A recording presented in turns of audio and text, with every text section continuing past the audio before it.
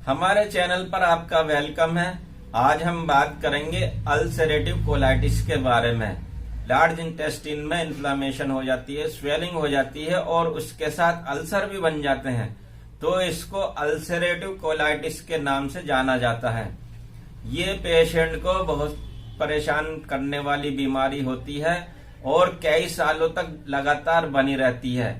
इसमें डॉक्टर भी इलाज करते में परेशान हो जाते हैं और मरीज इलाज लेते लेते परेशान हो जाता है, क्योंकि ये एक ऐसी बीमारी है जो रिकरेंट हो जाती है और ठीक होने के बाद भी बार बार होती रहती है। तो इसमें पेशेंट 1 से 2 और 2 से 4 डॉक्टर बदलता रहता है और इलाज लेता रहता है। ये एक ऐसी बीमारी है जिसमें बहुत ही अच्छे तरीके से और बेटर ट्रीटमेंट लेने की जरूरत है और लगातार ट्रीटमेंट लेना पड़ता है, तब कहीं जाकर के पेशेंट ये ठीक होता है। और ठीक होने के बाद भी अल्सरेटिव कोलाइटिस एक ऐसी बीमारी है जो रिकरेंट हो जाती है और दोबारा भी बन सकती है। अल्सरेटिव कोलाइटिस के मरीज को बार बार डायरिया होता है, बार बार मोशन आते हैं और बार बार दिन में कई बार वॉशरूम या टॉयलेट जाना पड़ता है, जिससे मरीज परेशान होता रहता है।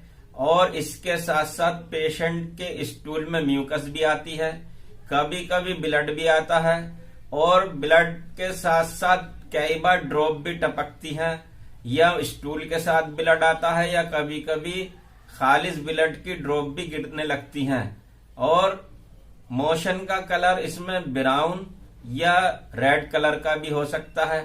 तो इसके साथ साथ पेशेंट को पेट में दर्द होता है और पेट में दर्द के साथ साथ दुखन रहती है।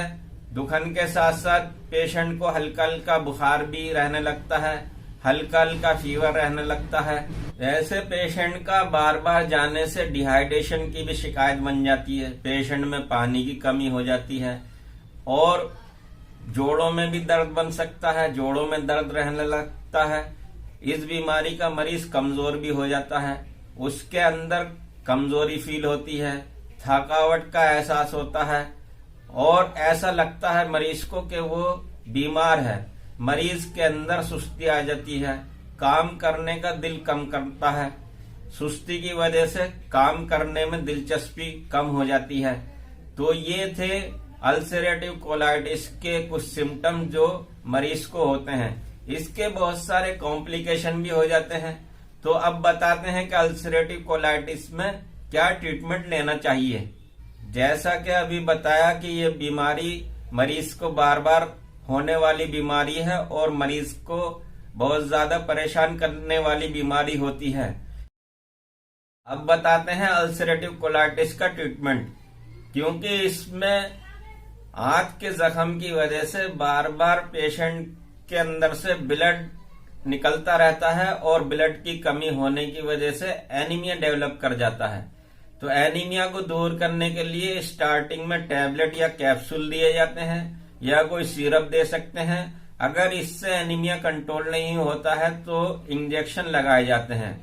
और अगर फिर भी एनीमिया कंट्रोल नहीं होता है तो कभी कभी ब्लड ट्रांसफ्यूजन की जरूरत पड़ जाती है। इसमें पेशेंट की कमजोरी दूर करने के लिए कुछ और तरीके और डिहाइड्रेशन को दूर करने के लिए इलेक्ट्रोलाइट्स वगैरह दिए जाते हैं। आंतों का बैलेंस बनाने के लिए, फ्लोरा को मेंटेन करने के लिए कुछ मेडिसिन भी आती हैं और इसमें कुछ स्पेशल इंजेक्शन भी आते हैं। इसका इलाज लंबे समय तक चलता है, 6 महीने से लेकर के 1 साल तक भी इलाज लेना पड़ता है। और इसमें कई तरह के स्पेशल इंजेक्शन आते हैं जिससे पेशेंट को रिलीफ मिल जाता है।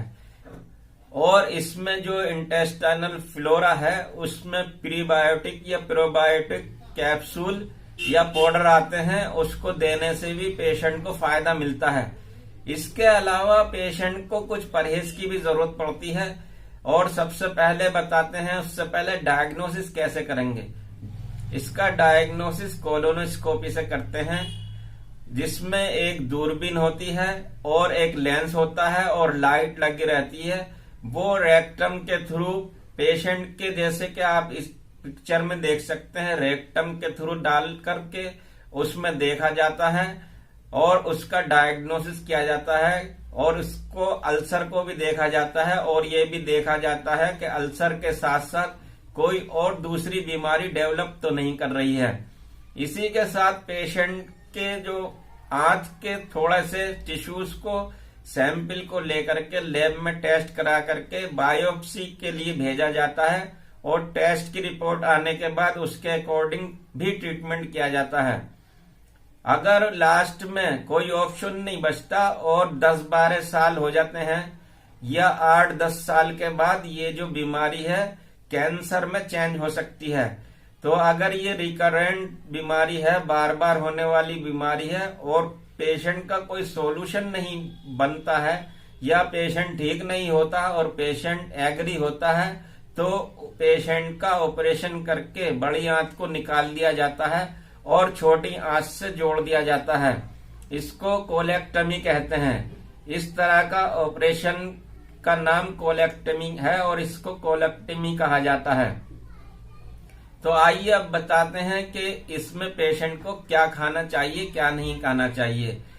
इसमें दूध से बनी चीजें पेशेंट को हजम नहीं होती हैं, दूध भी हजम नहीं होता है और दही भी हजम नहीं होती है, कई बार पनीर भी हजम नहीं होता है और जैसे ही पेशेंट जूस पीता है तो वैसे ही उसको मोशन जाना पड़ता है और दिन भर में 5-6 बार मोशन जाने की वजह से पेशेंट को वीकनेस भी आती है और पेशेंट परेशान भी हो जाता है।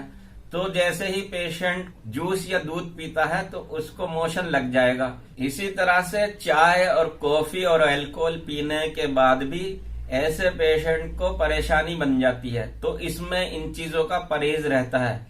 कुछ मिर्च मसाले और तेज मिर्च मसाले स्पाइसी फूड भी पेशेंट को नुकसान पहुंचाते हैं और कुछ फ्रूट्स होते हैं वो अल्सरेटिव कोलाइटिस वाले को हजम नहीं हो पाते हैं। किसी में हजम हो सकते हैं और कुछ लोगों में हजम नहीं हो पाते हैं। तो कुछ इन चीजों का भी परहेज रखना पड़ता है। इंसान की हर बीमारी में कुछ चीजों का परहेज भी कुछ न कुछ डिजीज को कवर करने में हेल्प करता है, कुछ न कुछ % में फायदा पहुंचाता है। अगर हमारी इस वीडियो से अल्सरेटिव कोलाइटिस को समझने में आपको या किसी और को हेल्प मिलती है तो हमारी वीडियो को ज्यादा से ज्यादा शेयर कीजिए और हमारे चैनल को सब्सक्राइब कीजिए। Thanks for watching this video. तो मिलते हैं किसी और नई वीडियो में नए टॉपिक के साथ। तब तक के लिए बाय।